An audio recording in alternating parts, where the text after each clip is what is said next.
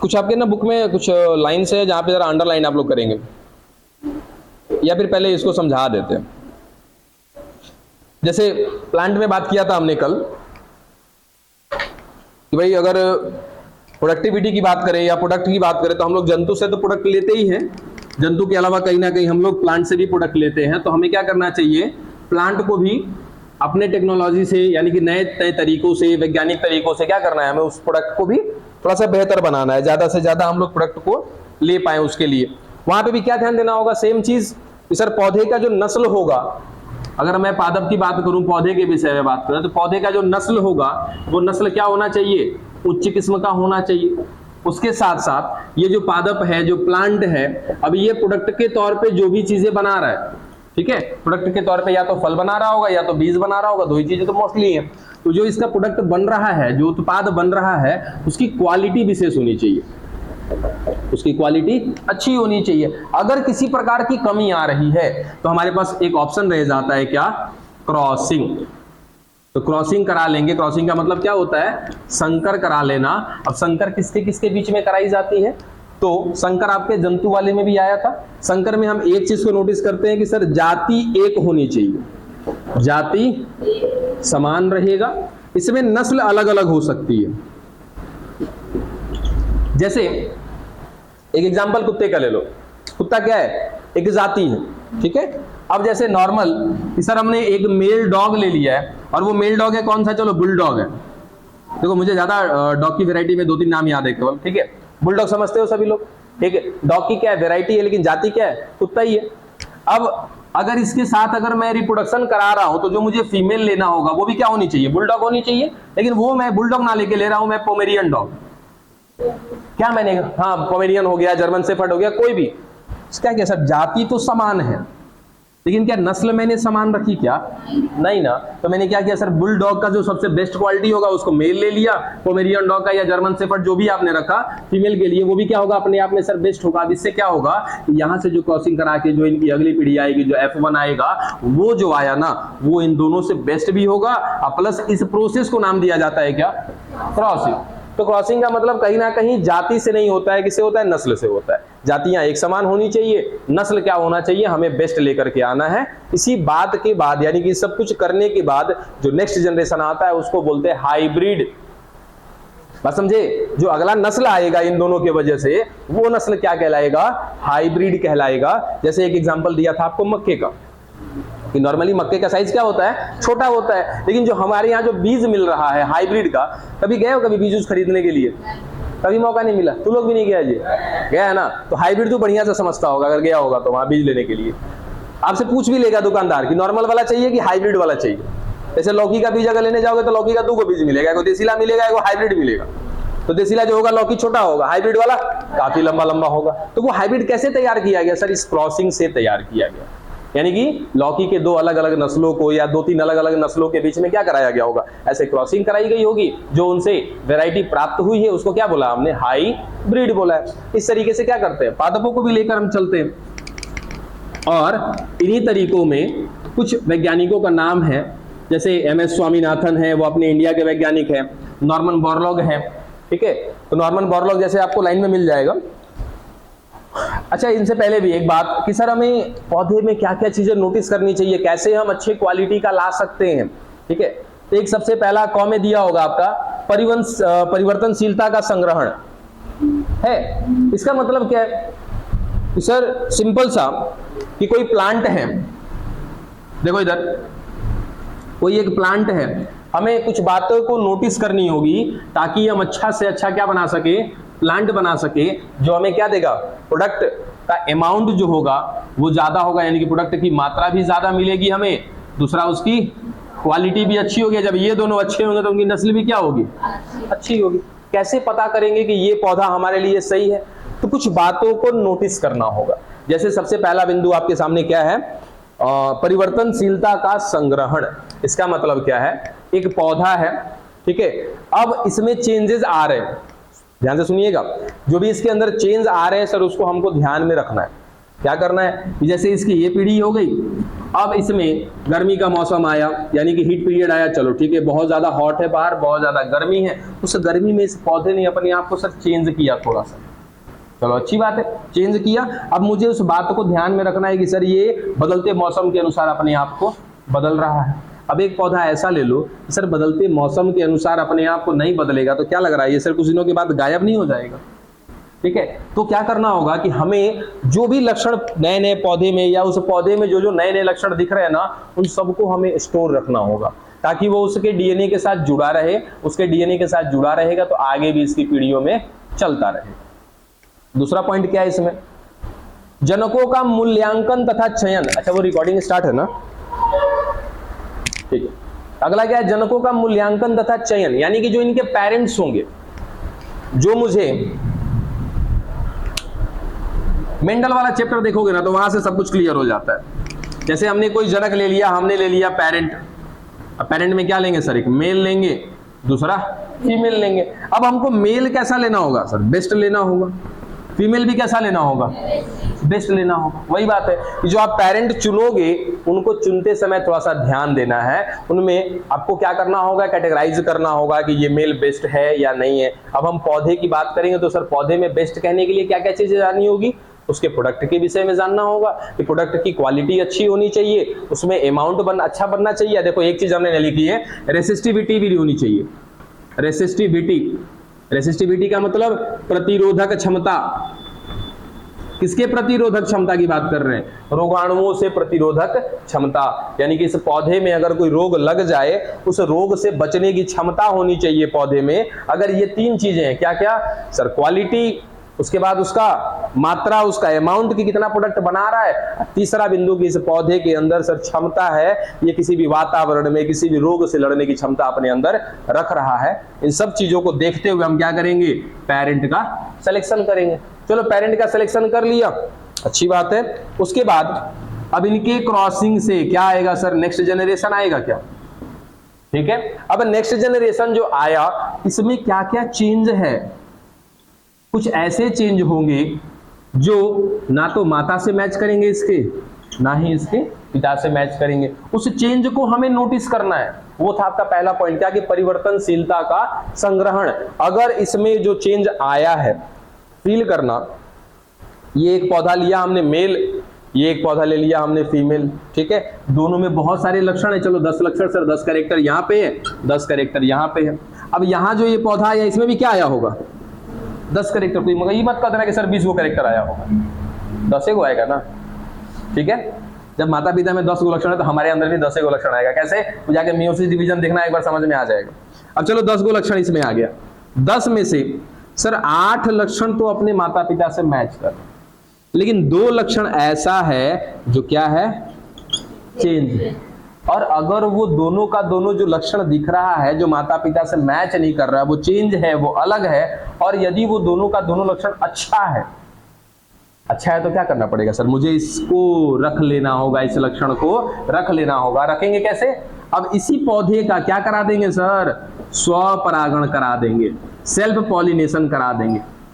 क्या समझे, अब सेल्फ पॉलिनेशन से क्या होगा कि 2 गो सर अच्छा लक्षण मिला था, अब हम इससे हजारों को पौधा बना देंगे, तो वही लक्षण क्या हजारों पौधे में नहीं दिखेंगे क्या। तो वही बिंदु है क्या कि परिवर्तनशीलता का संग्रहण। यदि कोई चेंज आ रहा है और यदि वो चेंज अच्छा है तो क्या कर लीजिए, उसको स्टोर कर लीजिए, और अगर अच्छा नहीं है तो उसको हटा दीजिए, ठीक है। अब उसको करने के लिए क्या करना पड़ेगा सर, हमको पहले तो अच्छे पेरेंट्स चुनने पड़ेंगे। चलो 2 बिंदु हो गए। तीसरा बिंदु क्या है, चयनित जनकों के बीच संघर्ष। चलो भाई सेलेक्ट कर लिया, अब इनके बीच क्या करा देना है, हमको क्रॉसिंग करा देना है, करा दिया क्रॉसिंग। और है कुछ,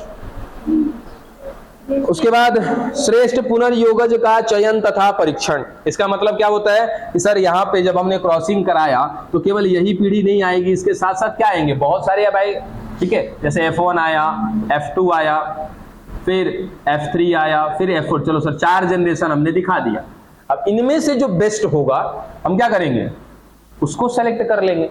तो वही बात है कि आपका अगला हमको क्या करना है भाई, एकदम अच्छा सबसे बेस्ट नस्ल तैयार करना है। कैसे करेंगे, वही स्टेप चल रहा है हमको। चलो वो भी कर लिया। अब लास्ट में क्या किया भाई, तो नए कंसड़ों का परीक्षण, निर्मुक्त होना तथा व्यापारीकरण। अब सर हमने बेस्ट टू बेस्ट को सेलेक्ट कर लिया, अब क्या करना है, इससे व्यापार करना है, बिजनेस करना है। आखिर इतना दिमाग काहे खर्चा किए हम लोग। टोटल 4-5 बिंदु है। फिर से जरा ध्यान दो क्या क्या चाहिए कि सर हमें पहले क्या करना है, बेस्ट जनक की तलाश करनी है, बेस्ट पेरेंट को सेलेक्ट करना है, कर लिया हमने। फिर उसके बाद क्या करेंगे कि उनमें अगर क्रॉसिंग कराने के बाद कोई चेंज आ रहा है, अच्छा पहले क्रॉसिंग भी ले लेते हैं, थोड़ा बुक में ऊपर नीचे दिया है, ठीक है, हम अपने हिसाब से चलते हैं। क्या किया सर, मेल और फीमेल दोनों पेरेंट को हमने सेलेक्ट किया जो अपने मामले में क्या होंगे, अच्छे होंगे, पहला स्टेप। दूसरा स्टेप क्या करेंगे, इनकी क्रॉसिंग करा देंगे, चलो 2 स्टेप हो गया। तीसरा स्टेप क्या हुआ कि सर इनके जो बच्चे आए, जो इनकी अगली पीढ़ियां आई, उन अगली पीढ़ियों में देखेंगे कि जो चेंज आ रहा है वो चेंज अच्छा है या खराब है। अगर अच्छा होगा तो हम इसको स्टोर करके आगे भी वही लक्षण को लेकर के चलते रहेंगे। 3 हो गए। चौथा पॉइंट क्या है कि सर जो नेक्स्ट जनरेशन आ रहा है ना, इनमें जो सबसे बेस्ट होगा उसको आगे लेके चलेंगे। जैसे यहाँ पे 4 गो आया था, 4 गो में तो सर सभी बेस्ट होगा, इसलिए बेस्ट होगा क्योंकि हमने बेस्ट पेरेंट लिए थे, लेकिन ये चारों में से कोई एक ही बेस्ट होगा, ये बात तो है। ये चारों के चारों बेस्ट पेरेंट से बने हैं तो अपने पेरेंट से तो बेस्ट होंगे, लेकिन इन चारों में कोई एक ही बेस्ट होगा ना, तो इस जो बेस्ट होगा हम उसकी पीढ़ी को आगे बढ़ा देंगे। ठीक है, ये हो गए 4 बिंदु। उसके बाद 5वां बिंदु क्या है कि जब इतना सारा मेहनत कर रहे हैं, काहे लिए कर रहे हैं, एक नया सर हमने कहीं ना कहीं एक नया नस्ल तैयार कर दिया, एक नई वैरायटी तैयार कर दी, इसलिए तैयार किया, बिजनेस के पर्पज से। अब उसका क्या करेंगे, बिजनेस करेंगे, उसका व्यापारीकरण करेंगे, डन, चलो ये भी खत्म। अब इसी से रिलेटेड कहीं ना कहीं कुछ पॉइंट्स है, जैसे नोबेल पुरस्कार मिला है किसको, नॉर्मन बोरलॉग को। इन्होंने क्या किया था, अर्धवामन किस्म का कुछ पौधा तैयार किया था। अर्धवामन का मतलब, अच्छा इन्होंने गेहूं का पौधा तैयार किया था, गेहूं का ना, सोनालिका और कल्याण सोना। हाँ, हरित क्रांति के बारे में बता सकते हैं, अभी बताते हैं आपको।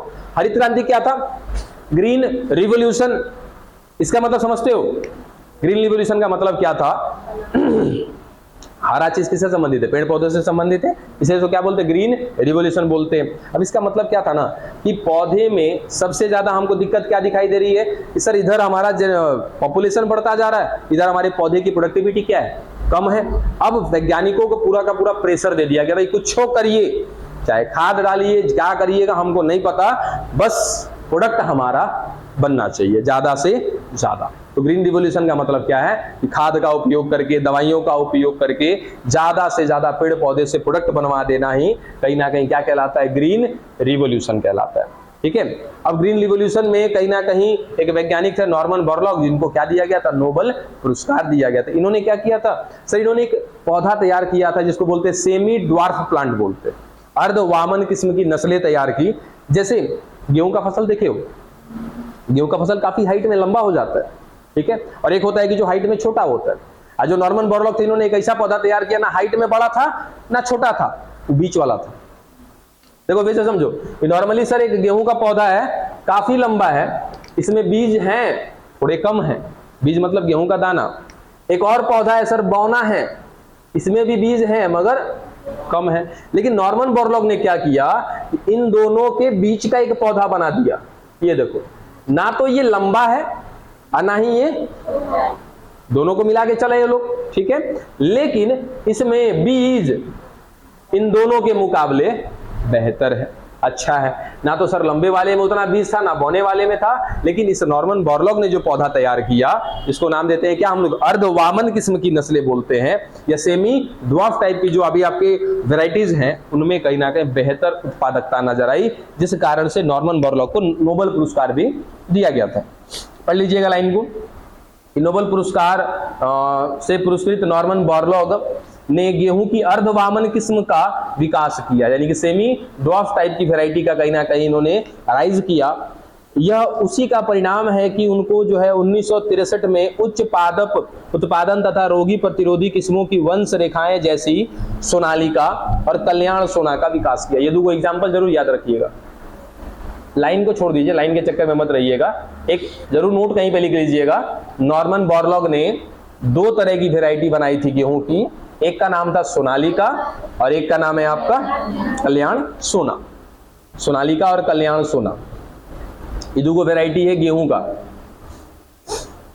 अब इसके पीछे भी ना पता है बड़ी कसमकस रहता है। हालांकि जो हमारा बुक कहता है हम उसी के हिसाब से चलते हैं, लेकिन बहुत जगह पे जब हम लोग ये क्या बोलते हैं आर्टिकल्स पढ़ते हैं तो पता चलता है कि ये जो आपका नाम से नहीं है, मतलब ये अर्धवामन यानी कि बौना पौधा गेहूं का किसने तैयार किया? नॉर्मन बोरलॉग ने, हमारी बुक कहती है। लेकिन बहुत सारा जब हम लोग आर्टिकल देखते हैं तो वहां पे पता चलता है कि हमारे इंडिया के वैज्ञानिक एमएस स्वामीनाथन ने कहीं ना कहीं पहले ये बनाए थे, बाद में बनाए हैं नॉर्मन बोरलॉग। खैर उससे मतलब नहीं, हमें ध्यान किस बात का रखना है? जो हमारी एनसीईआरटी बता रही है उस हिसाब से चलना है। अच्छा चलो इसको देखते देखते कि भाई नॉर्मन बोरलॉग ने एक ऐसा पौधा तैयार किया जो हाइट में कम है लेकिन प्रोडक्टिविटी उसकी क्या है? अच्छी है, उत्पादकता उसकी अच्छी है। उसको देखते देखते कहीं ना कहीं हमारे इंडिया के वैज्ञानिक जिनका नाम है कि एमएस स्वामीनाथन, इन्होंने भी क्या किया? गेहूं तो बनाया ही बनाया, गेहूं के साथ साथ चावल का भी बौना पौधा तैयार कर दिया। उसका भी एग्जाम्पल आपके पास बुक है तो अंडरलाइन कर लीजिएगा। कहाँ पे गया? भारतवर्ष की गेहूं की पैदा करने वाले क्षेत्रों में अर्धवामन किस्मों की IR8 एग्जाम्पल लिख लीजिएगा, अगर है तो, नहीं है बुक में तो एग्जाम्पल लिख लीजिएगा IR8, ठीक है, बुक में अंडरलाइन कर लीजिएगा। उसके बाद नाइचुंग नेटिव फर्स्ट है, नाइचुंग नेटिव फर्स्ट, सॉरी थाईचुंग है, सॉरी हाँ थाईचुंग नेटिव फर्स्ट,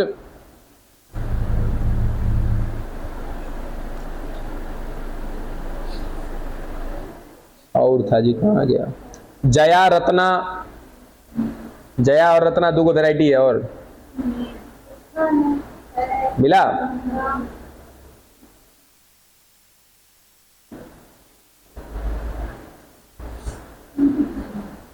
तो ये सब कुछ तैयार किया गया हमारे इंडिया में, नई नई फसलें जो कि अर्धवामन किस्म की हैं, आधे बौने किस्म की हैं।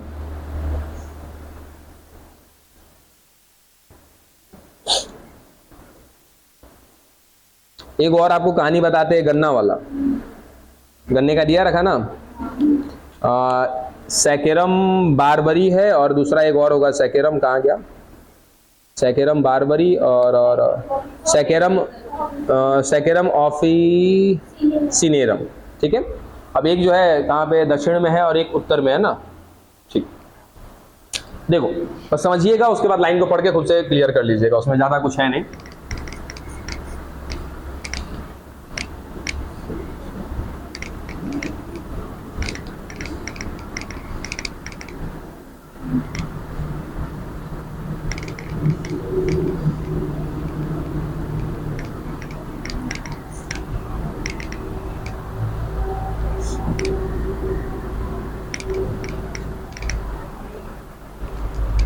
देखिए एक वैरायटी है आपके गन्ने की,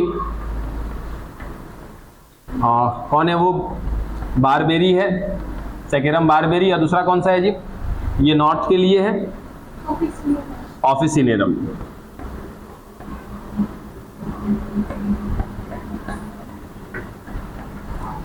चलिए देखिए ये साउथ के लिए। अब समझिएगा इसमें कहानी क्या है कि सर ये जो आपका गन्ने का एक वैरायटी है बारबेरी और दूसरा क्या है? ऑफिसिनेरम। ये बारबेरी जो है ना हमारे उत्तरी भारत में होता है, ठीक है, ये उत्तरी भारत में होता है, और ये कहां पे होता है? दक्षिणी भारत में होता है। अब होता है कहने का मतलब क्या होता है कि ये जो बारबेरी है अगर इसको ला करके दक्षिणी क्षेत्र में लगाया जाता है भारत के, तो वहां पे नहीं होता है। रीजन है कि ऐसा क्लाइमेट इसको जहां पे चाहिए वो कहां पर मिल रहा है? उत्तरी में। अच्छा इसको ऑफिसिनेरम को ले जाके अगर उत्तरी क्षेत्र में लगाते हैं तो ये भी नहीं लगता है, ठीक है। अब क्या करें? दिक्कत होती है। जैसे अगर इसकी और तुलना करें तो सर बारबेरी में ना जो शुगर है तो शुगर का अमाउंट ज्यादा है, इसमें शुगर का अमाउंट क्या है? कम है। इसका तना, इसका स्टेम क्या है? मोटा है, अच्छा है। इसका स्टेम क्या है? कमजोर है। अब क्या करें भाई? दिक्कत हो रहा था, मतलब शुगर कम है, इसका मतलब क्या कि उसको इसका रस निकालने के बाद उसे चीनी की मात्रा क्या निकलेगी? कम निकलेगी। हाँ। अच्छा चलो, अच्छा स्टेम वाला ये सही था ना, ये उल्टा हो गया, इसको इधर कर लो। ये स्टेम इसका हो गया आपका कम, सॉरी उल्टा, इसका मोटा हो गया और इसका कम। चलो मोटाई में ये क्या है? कम है, ठीक है। अब क्या हुआ? इन दोनों के बीच में ही क्रॉसिंग करा दिया।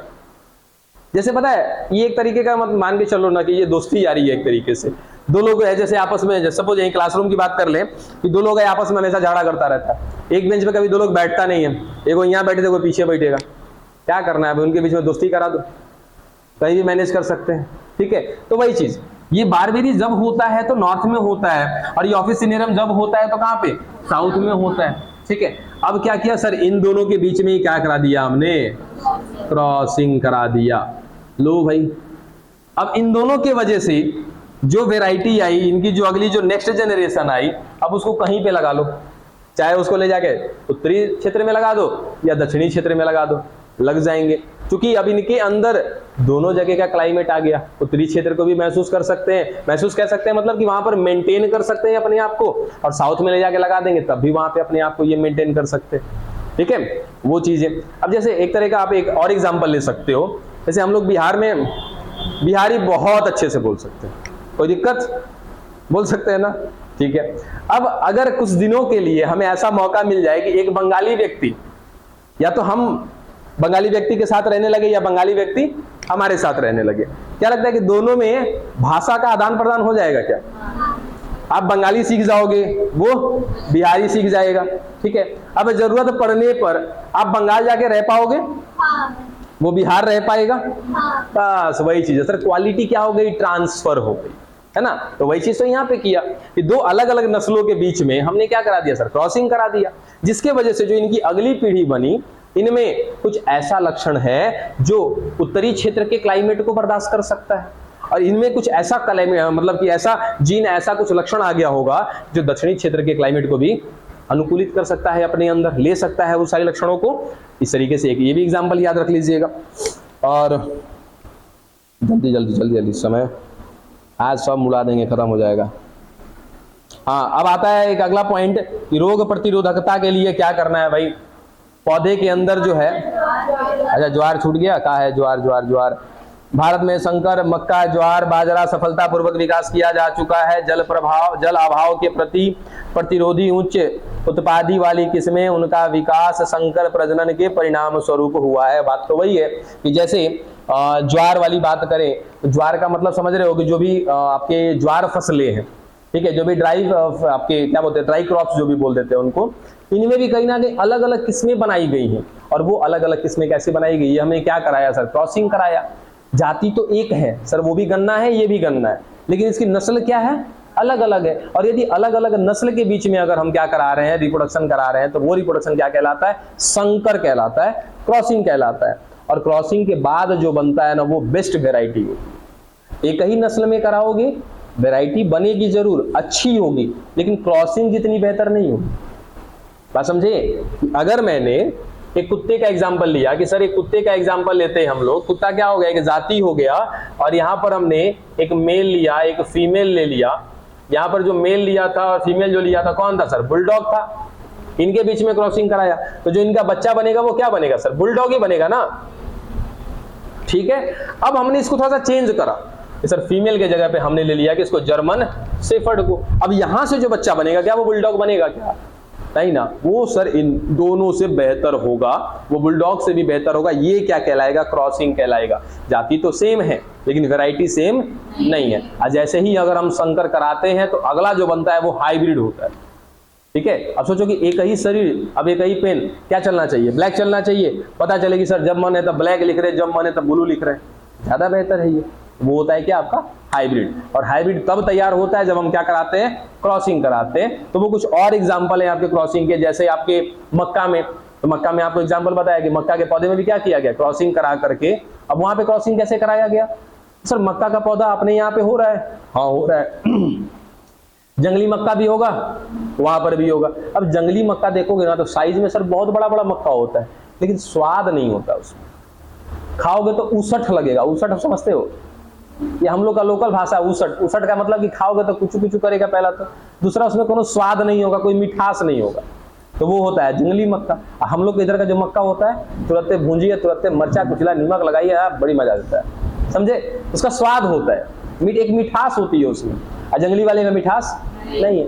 लेकिन दोनों की जातियां क्या है सर, सेम है। ये भी मक्का है जो हमारे यहाँ पे हो रहा है, और वो जंगल में हो रहा है वो भी क्या है, मक्का है। लेकिन दोनों की नस्लें अलग अलग हैं क्या, बिल्कुल अलग अलग है। सर दोनों की क्रॉसिंग करा दो, ठीक है। अब दोनों की क्रॉसिंग से क्या हो गया सर, एक में लक्षण था कि उसका जो बीज लगेगा, जो मक्का लगेगा वो साइज में बड़ा लगेगा, एक का लक्षण था कि छोटे लगेगा लेकिन उसमें मिठास होगी, और जो अगला पीढ़ी आएगा सर दोनों का लक्षण लेकर के आ गया, साइज भी बड़ा हो गया, स्वाद भी मिठास हो गया। अब वो जो बना वो क्या कहलाएगा, हाइब्रिड कहलाएगा, समझे। उसी तरीके से कहीं ना कहीं आपके मक्का का, ज्वार का, बाजरा का और भी बहुत सारे पौधों का कहीं ना कहीं क्या कराया गया है, हाइब्रिड क्रॉसिंग करा करके नई नई किस्में उनकी बनाई गई।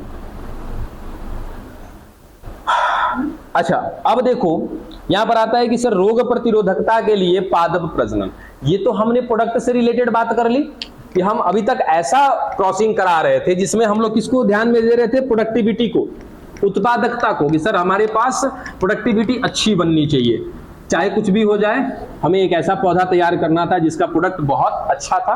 अब प्रोडक्ट में दो ही चीज देखते हैं हम लोग, उसकी क्वालिटी और उसका अमाउंट यानी कि उसकी मात्रा। अब सर एक तीसरा बिंदु था रोग प्रतिरोधक क्षमता, यानी कि रेसिस्टिविटी चाहिए उसको, किसके अगेंस्ट, एंटीजन के अगेंस्ट या किसी भी डिजीज के अगेंस्ट उसके अंदर रेसिस्टिविटी होनी चाहिए। ये कैसे बनाएंगे, हम क्रॉसिंग करा तो ले रहे हैं, क्रॉसिंग करा के हम अच्छा से अच्छा पौधा तैयार कर ले रहे हैं, कोई बात नहीं, लेकिन वो प्रोडक्टिविटी के मामले में तैयार कर रहे हैं हम लोग ना, अभी रेसिस्टिविटी के मामले में यानी कि रोग प्रतिरोधक क्षमता के मामले में कैसे तैयार करेंगे। यानी कि अब इस बार हमको एक ऐसा पौधा तैयार करना है जिसके अंदर क्या है, रोग प्रतिरोधक क्षमता है, यानी कि डिजीज के अगेंस्ट रेसिस्टिविटी है। कैसे करेंगे, दो तरीके, ठीक है, वो दोनों तरीके आपके बुक में फटाफट देखो यहाँ पे, वो दोनों तरीके क्या हैं सर, एक तो हमारे पास अपना पुराना देसी तरीका है। पुराना देसी कहने का मतलब क्या था, जो हम पहले से जान रहे हैं, है ना, जो पहले से हम करते आ रहे हैं, जैसा आपके किसान जो फार्मर्स जैसे शुरू से करते आ रहे हैं वही तरीका। अब इसी पुराने तरीके में आपका संकर भी आता है, यानी कि क्रॉसिंग भी आता है। ये पता है क्रॉसिंग बार बार हम इसको इतना अच्छा तो बता रहे हैं कि क्रॉसिंग सर बहुत अच्छा है, क्रॉसिंग से हम नई नई वैरायटी बना सकते हैं, लेकिन क्रॉसिंग में क्या होती है, प्रोबेबिलिटी होती है, मतलब संभावना होती है। खुद से सोचो, संभावना है सर। हम अभी जैसे गन्ने का बात की है कि हमारे यहाँ पे गन्ना का पौधा है, वो साइज में उसका मक्का क्या बनता है, गन्ना मक्या का पौधा, मक्का साइज में उसका छोटा बनता है, और वही अगर जंगली मक्के की बात करेंगे सर उसका बड़ा बन जाता है। चलो दोनों में क्रॉसिंग करा दिया, क्या गारंटी है कि जो अगला पीढ़ी आएगा उसका, उसके अंदर वो आ गया होगा लक्षण। हमने तो थ्योरेटिकली बोल दिया ना कि हाँ सर इसकी एक अगली पीढ़ी ऐसी आएगी कि जो है कि उसके अंदर साइज बड़ा होगा मक्के का, और स्वाद में भी क्या होगा, मिठास होगा।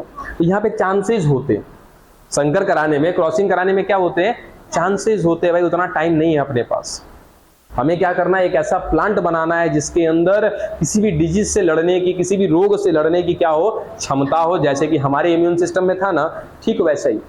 अच्छा आप खुद से सोचो, एग्जाम्पल के तौर पे आपने अपना इम्यून सिस्टम कैसे ताकतवर बनाया था,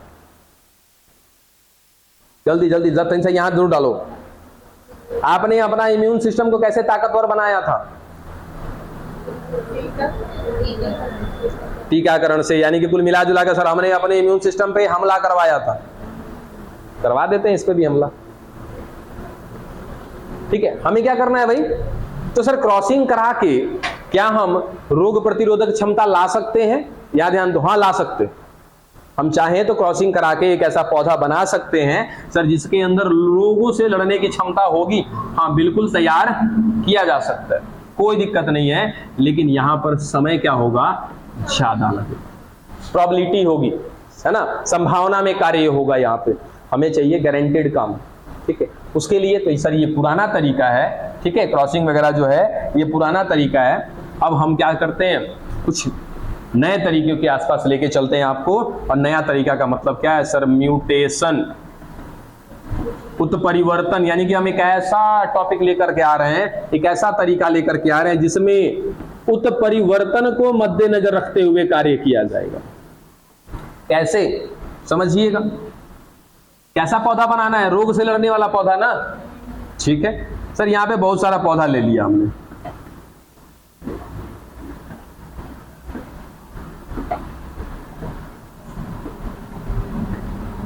ठीक है, बहुत सारा ले लिया, मान लेते हैं। अब जैसे कोई भी पौधा ले लिया, अब अपने क्षेत्र में रोग से लड़ने की बात कर रहे हैं, देखो रोग और कीट दोनों अलग अलग चीज है, और दोनों यहीं से रिलेटेड हैं। एक आता है कीट वाला भी और एक आता है रोग वाला भी। एक अगर हम ऐसा कहें कि सर ये हमने खेती किया भिंडी का, ठीक है, और उसमें सर पता नहीं क्या रोग हो गया कि मैं भिंडी हो रहा है, मैं भिंडी सिकुड़ जा रहा है, होता है क्या ऐसा?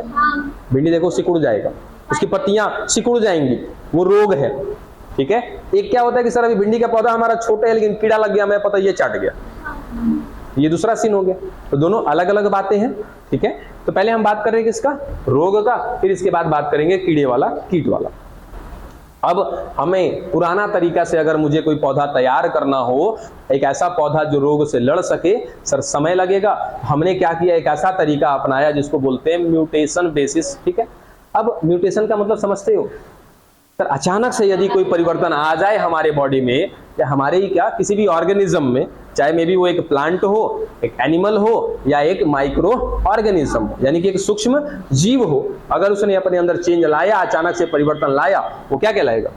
म्यूटेशन कहलाएगा, ठीक है। सर हमारे पास ये एक पौधा था, चलो बता दिया सर ये मटर का पौधा था, ठीक है।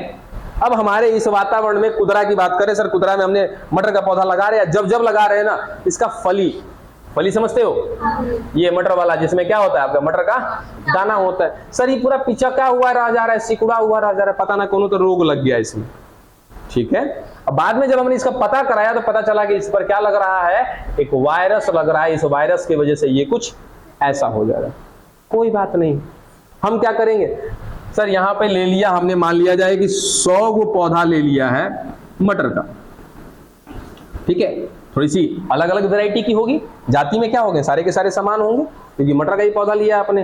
हाँ, इन 100 में से वैरायटी क्या होगी उनकी अलग अलग होगी। आज जिस वायरस का हमने पता किया है ना कि उस वायरस की वजह से वो उसका फली जो है, उसका पॉड वो क्या हो जा रहा है, सिकुड़ जा रहा है, सर सब पे वही वायरस डाल दिया जाएगा, सब पे डाल देंगे वो वायरस। अब क्या ये पौधे अपने अंदर चेंज लाएंगे क्या? सर हर कोई लाता है चेंज, चाहे वो एक छोटा सा जीव हो। कभी चींटी के सामने ऐसे उंगली रख के देखें, क्या करती है, काट लेगी, रास्ता चेंज करके चल जाएगी। सर वो क्या, मैं उसको एक समय के लिए थोड़ा सा म्यूटेशन कह दूं क्या? कहेंगे नहीं, लेकिन बस एक फील करना है मुझे, क्या वो म्यूटेशन होगा क्या? सर उसने अपने अंदर चेंज ला दिया, रास्ता बदल लिया, वो एक तरह का क्या है, म्यूटेशन ही तो है। तो एक चाहे वो छोटा सा जीव हो या एक बड़ा जीव हो, किसी प्रकार का यदि बाहरी आघात होता है ना, तो वो अपने अंदर क्या लाता है, चेंज लाता है, ठीक है। अब यहाँ पे बहुत सारा मटर का पौधा लिया था, जिस वायरस से हमें समस्या थी वही वायरस डाल दिया हमने। अब क्या इन पौधों में म्यूटेशन आ रहा होगा?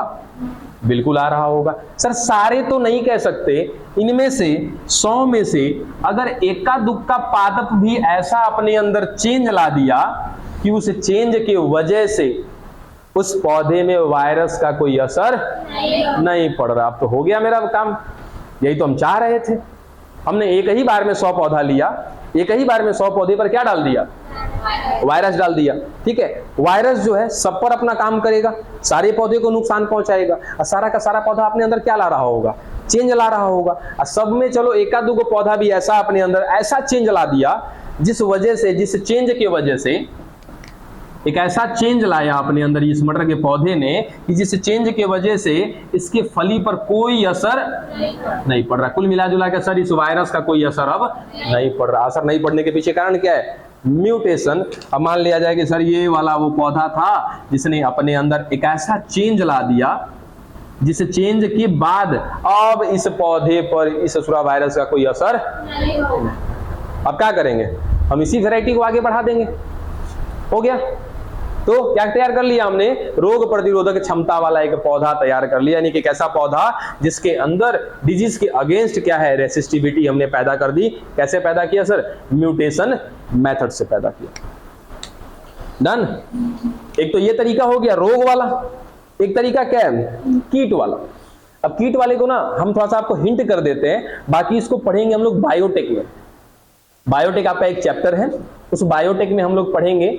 जैसे एक एग्जांपल आप याद रखना, वहां पे हम लोग बीटी का पास बनाएंगे कि कैसे बनता है, उसको बोलते हैं हम लोग बीटी कॉटन,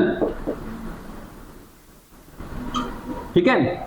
उस कॉटन के पौधे का नाम है बीटी कॉटन। और ये बीटी कॉटन क्या है, एक ऐसा पौधा है जिसको कीड़ा खाएगा ना वो मर जाएगा। जिसको कीड़ा खाएगा वो मर जाएगा, आपको या कोई असर नहीं दिखाएगा, इस पौधे को भी कोई असर नहीं होगा, ठीक है। लेकिन अगर गलती से इसको कीड़ा खा गया मर जाएगा। अब इसको ऐसा क्यों तैयार किया गया हमने, या क्यों तैयार किया? तो कॉटन का पौधा कभी देखे? इधर तो खैर देखने को मिलेगा नहीं, देखे होंगे। चलो हाँ, ब्लैक सा अभी इधर आपके उदासी मठ में था, पहले उदासी मठ मंदिर में पहले था। उसका जो फर लगता था ना, तो फर उसका फटता था, अंदर से रुई निकलता था, ठीक है। अब वो क्या है, कॉटन का पौधा है। अब वो कॉटन का पौधा हो या कोई भी पौधा बच्चा, उसमें पत्तियां बहुत मुख्य चीज होती है। अगर उसमें पौधे में पत्तियां ना हो तो फिर उस पौधे का कोई वैल्यू है क्या? नहीं ना। तो इस कॉटन के पौधे पर ना, नॉर्मली साधारण कॉटन के पौधे पे कीड़े लग जाते हैं। अब कीड़े लग गए तो क्या हुआ सर, उनकी फलियों को खा जाएंगे, उनके पत्तियों को खा पी करके खत्म कर देंगे, वो पौधा एकदम बेकार हो गया। तब क्या कर सकते हैं सर, कीट खा रहा है ना, कीड़ा खा रहा है ना, उसके लिए दवा का छिड़काव किया जाता है, जिसको हम लोग बोलते हैं पेस्टिसाइड या इंसेक्टिसाइड बोलते हैं, पेस्टिसाइड या इंसेक्टिसाइड, ठीक है। अब क्या होगा कि सर उस पौधे पर हमने छिड़क दिया, अब कोई कीड़ा आएगा, खाएगा, वो क्या हो जाएगा, मर जाएगा। लेकिन कितना समय तक मरेगा? जब तक उस पौधे पर दवा का असर रहेगा तब तक। जैसे आप घर में अगर खेती होती होगी, तो अगर भिंडी की खेती होगी, पक्का है कि दवा छिड़का जाएगा। भिंडी की खेती हो, ककड़ी हो तब भी किया जाएगा, खीरा हो तब भी किया जाएगा। खास करके आपका गोभी होगी जब होता है, तो गोभी में फूल गोभी वाला पौधा, उसमें भी किया जाता है, क्योंकि वो फूल गोभी हो या बंदा गोभी, उसमें पत्तियों से ही तो सब कुछ बनना है।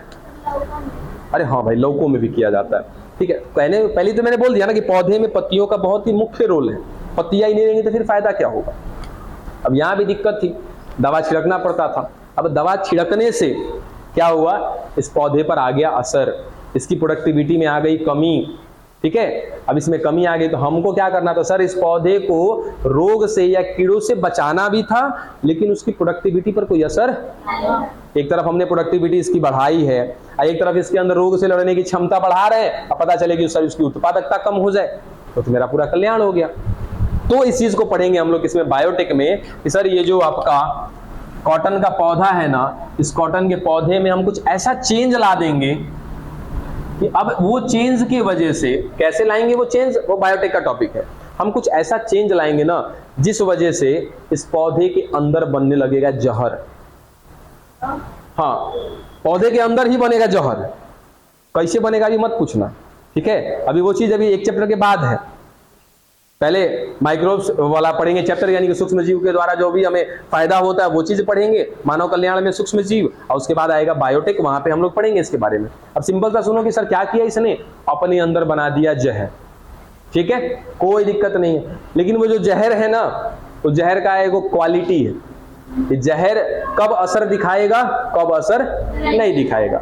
अब वो जहर कब असर दिखाता है, बेसिक नेचर में, यानी कि जब उस जहर को क्या मिलेगा, क्षार मिलेगा, तब वो अपना काम करेगा। क्षार के अलावा यदि उसको अम्ल मिलेगा, वो अपना काम नहीं करेगा। गलती से मान लो सिंपल तरीके से, इस तरह एक पौधा है बीटी कॉटन, एक कॉटन होता है सिंपल कॉटन का पौधा, रुई का पौधा, और एक हम जो तैयार करेंगे जिसके अंदर जहर बनेगा, उस पौधे को क्या बोलते हैं, बीटी कॉटन, ठीक है। अब सर इतना खतरनाक है, इसके अंदर जहर है, कहीं गलती से इसको छू छा दिए हम, अब हमारे हाथों से कहीं अगर हमारे मुंह में चला गया तब मर जाएंगे? नहीं मरेंगे, नहीं मरेंगे। जहर तो हमने लिया अंदर, एकदम गारंटेड, हमने सर जहर अंदर डाल लिया, लेकिन वो जहर कब एक्टिव होगा, कब काम करेगा, जब क्षारीय माध्यम मिलेगा तब। आपके पेट का, आपके आंत का वातावरण कैसा है, अम्लीय है, तो जहर का वो काम ही नहीं करेगा। समझे, एक टेक्नोलॉजी है, कुछ सोच समझ के बनाया गया है ना। हाँ, लेकिन जैसे इसको कीड़ा खाएगा ना, तो कीड़ा का पेट का जो एटमोस्फेयर होता है पता है कैसा होता है, क्षारीय होता है। तो जैसे खाएगा ना, उसके पेट में पूरा आंत में छेद हो जाएगा, मर जाएगा। अब क्या होगा, मान लो ये पौधा, इस पर आकर के 4-5 को कीड़ा लगा, खाया तो वहीं दांत चियार के गिर गया होगा, ठीक है। अब आपके घर में अगर मच्छर खूब लगता है ना, कई बार इसका एग्जांपल देते हैं, मच्छर खूब लगता है ना, तो जहां जहां से आपका एंट्री पॉइंट है, जैसे दरवाजा, खिड़की, वहां पे मार मार के 4-5 को मच्छर को रख दो। अब उसका जब जाति वाला सब आएगा दूसरा, तो देखिए अरे बाप रे बाप, यहाँ तो मार के पहले से पसर ले, यहाँ से निकल लेते हैं, समझे। तो अब अब आप ही सोचो ना जी, मान लो यहाँ सपोज कि कहीं आप जा रहे हो घूमने के लिए, अब वहां पता चले कि पहले से 4 को मरा पड़ा है, आप जाओगे वहां, भाग खड़े होंगे कि नहीं वहां से? तो ये नेचर है। अभी अभी आपने पीछे इवोल्यूशन पढ़ा हुआ है कि हर व्यक्ति, हर जीव क्या करता है, अपने आप को बचाने का काम करता है। और वैसे ही जब पेड़ पर, उस पौधे पर देखेगा कि कीड़ा खा के वहीं मरा हुआ है, तो कहेगा भाई कुछ तो है एकरा में, ना खाएंगे अब हम लोग इसको। अब धीरे धीरे क्या करेगा, कीड़ा उसको खाना बंद कर देगा, हो गया हमारा कल्याण। समझे? तो ये प्रोडक्टिविटी से रिलेटेड है।